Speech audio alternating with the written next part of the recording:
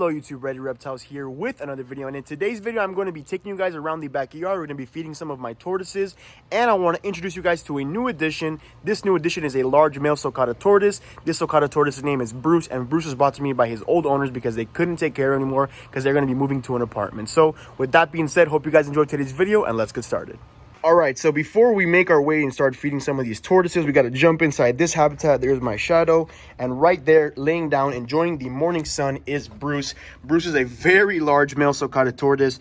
This guy, I was told when they found him, he was already this size, and they had him for 10 years, so easily over 20 years old, maybe even 30 years old, depending on the size of an other tortoise that I used to keep named Cuatro. He was pretty similar in size, and that tortoise was 31 years old. But as we know, Sulcata tortoises come from different areas in Africa. The Sahel region, part of it, is very large, very vast, covers different countries, and obviously genetic variation takes into part depending where they come from. So you can see he's just right now enjoying the sun, closing his eyes, making sure that he's going to get those UVB rays.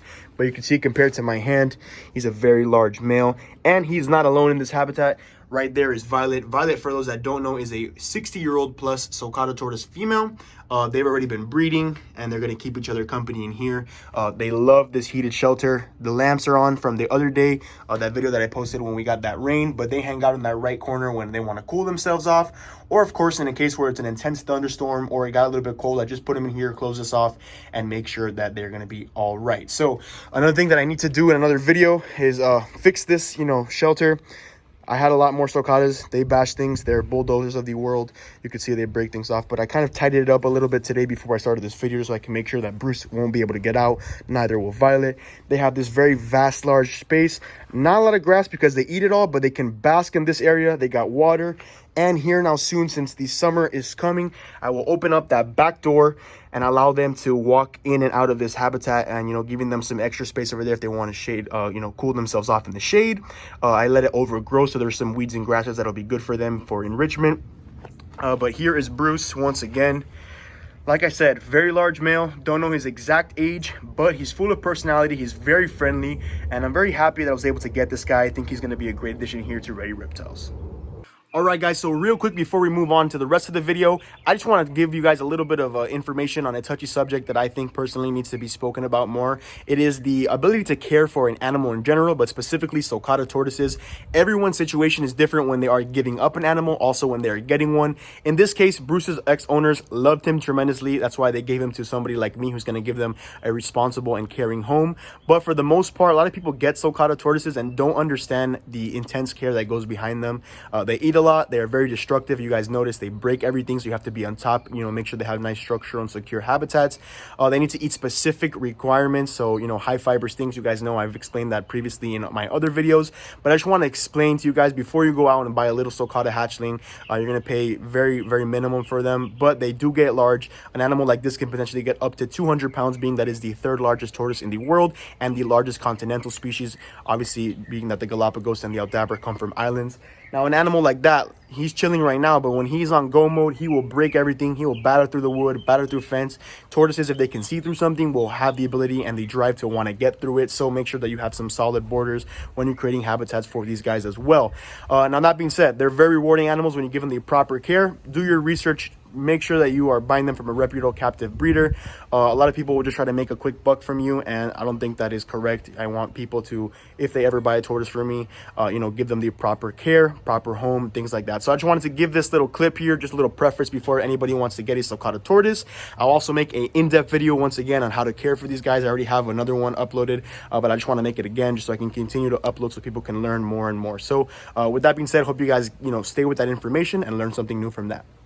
Alright guys, so here's Win and Dixie. They are my younger Sulcata tortoises. Not my youngest, but definitely smaller than Goops, Gabs, Gaia, Daisy, Bruce, Violet, all those other tortoises.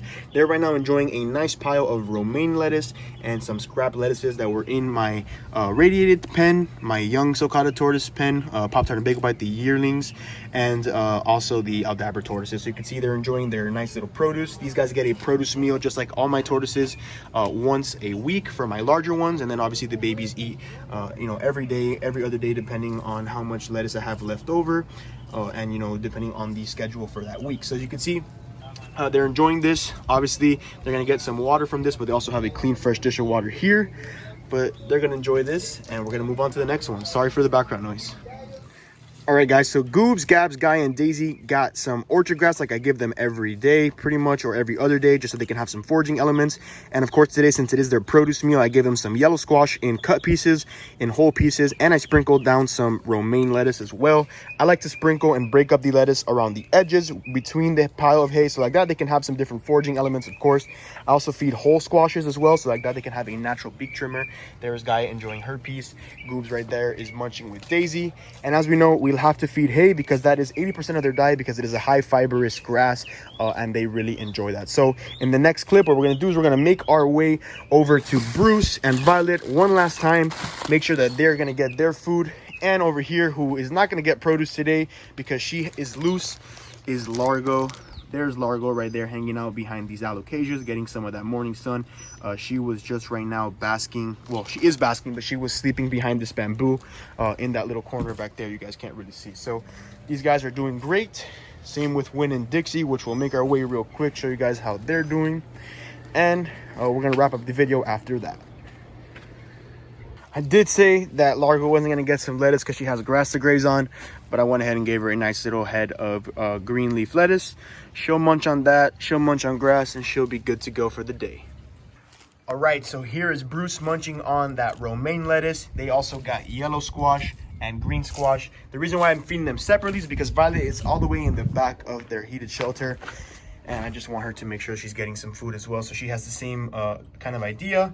The squashes, the zucchini, obviously romaine lettuce. This is going to be great for them, and they'll enjoy this nice meal.